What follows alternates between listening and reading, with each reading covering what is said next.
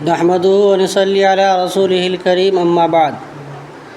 حضرت عثمان غنی رضی اللہ تعالی وغیرہ کا اسلام، اس کے بعد پھر اسلام رفتہ رفتہ پھیلنے لگا۔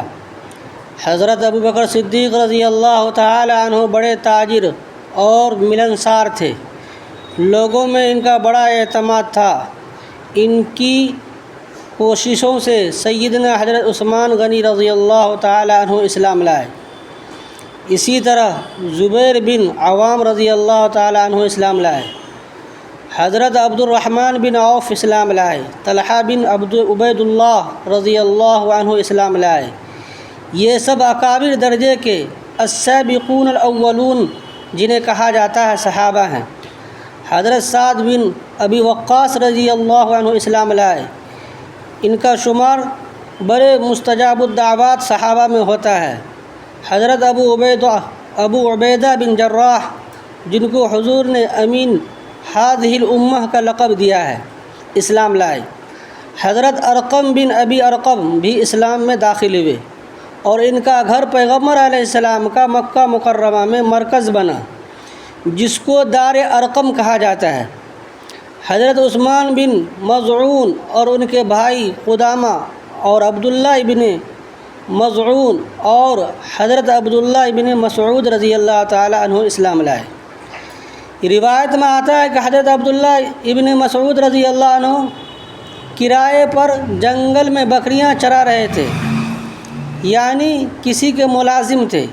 حضور پاک صلی اللہ علیہ وسلم اور حضرت ابوبکر صدیق رضی اللہ تعالی عنہ وہاں سے گزرے، تو حضور نے ان سے کہا کہ تمہارے پاس کچھ دودھ وغیرہ کا انتظام ہے؟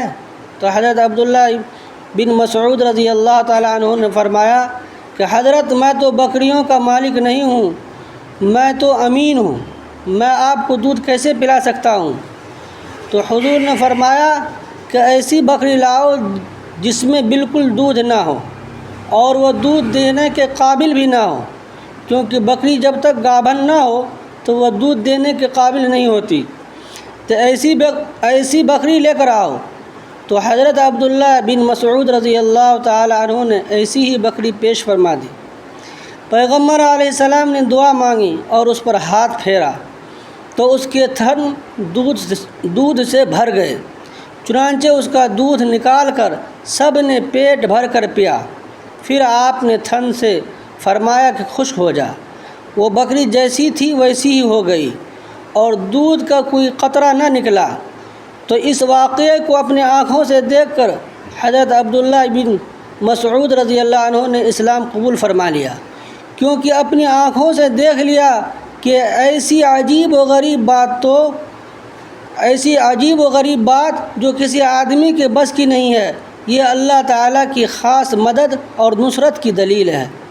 اس طرح سے ایک چھوٹی سی جماعت تیار ہو گئی، اور عام طور پر لوگ اس سے زیادہ واقف بھی نہ تھے۔ یہ لوگ خفیہ طور پر الگ الگ جگہوں پر نمازیں پڑھتے تھے، اور ان کو کوئی قوت حاصل نہیں تھی۔ مکہ کے سردار عام طور پر ان باتوں سے دور اور کنارہ کش تھے، لیکن الحمدللہ ایک ایک دو دو ہو کر جماعت بڑھتی رہی۔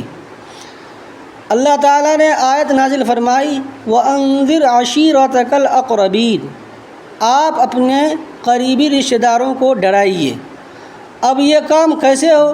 چنانچہ پیغمبر علیہ السلام نے اپنے قریبی رشتہ داروں کی دعوت کی، جس میں صرف 40 لوگ حاضر ہوئے، اور کھانا صرف ایک پیالہ، ایک ڈونگا تھا۔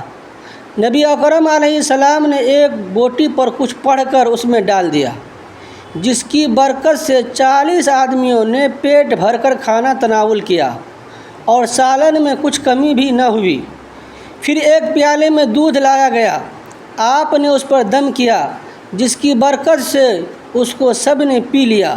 جب کھانے سے فارغ ہو گئے تو آپ کچھ کہنا چاہتے تھے، لیکن آپ کے چچا ابو لہب، جو سب سے زیادہ آپ کا مخالف تھا، نے کہا کہ آپ لوگ جانتے ہیں محمد نے کھانے پر جادو کر دیا، ان سے بڑا جادوگر تو میں نے کوئی نہیں دیکھا، اور یہ کہتے ہوئے اٹھ گیا، جس کی بنا پر ساری مجلس ختم ہو گئی اور آپ کچھ نہیں کہہ پائے۔ اس کے بعد پھر آپ نے کھانے کی دعوت پر لوگوں کو جوڑا۔ جب وہ کھانا کھا چکے تو آپ نے ان کو اسلام کی دعوت پیش فرمائی اور سمجھایا کہ جس راستے پر تم لوگ ہو یہ راستہ صحیح نہیں ہے، میں تمہیں اللہ کے عذاب سے ڈراتا ہوں، اور اگر تم نے نہیں مانا تو پھر تم کو کوئی بچا نہیں پائے گا۔ اسی طرح ایک مرتبہ آپ نے اپنے تمام خاندان والوں کا نام لے کر اعلان فرمایا، اے بنی فلاں، تاں کہ اپنی صاحبزادی حضرت فاطمہ رضی اللہ تعالی عنہا کا بھی نام لیا اور فرمایا، یا فاطمۃ انقذی نفسک من النار فإنی لا املک عنک من اللہ شیئا۔ پیاری فاطمہ، تم خود ایمان لا کر اپنے کو جہنم سے بچانے کا انتظام کرو، ورنہ میں تمہیں کچھ نفع نہیں پہنچا سکتا۔ اس لیے کہ باپ ہونا الگ بات ہے، باپ ہونے کی وجہ سے دنیاوی حیثیت سے عزت مل جائے یا دنیاوی اعتبار سے نفع پہنچ جائے ممکن ہے، لیکن آخرت میں محض کسی کا باپ ہونا کام نہیں دے گا، بلکہ ایمان و عمل ضروری ہے۔ پیغمبر علیہ السلام نے تمام خاندان والوں کو یہ بتلا دیا کہ یہ مت سمجھنا کہ ہمارا پیغمبر علیہ السلام سے تعلق ہے، اس لیے اللہ تعالیٰ یقیناً ہمیں نجات دے دیں گے، یہ نہیں ہو سکتا۔ ایمان ضرور لانا پڑے گا، اعمال صالحہ کرنے پڑیں گے، جہنم سے بچنے کا انتظام خود کرنا پڑے گا۔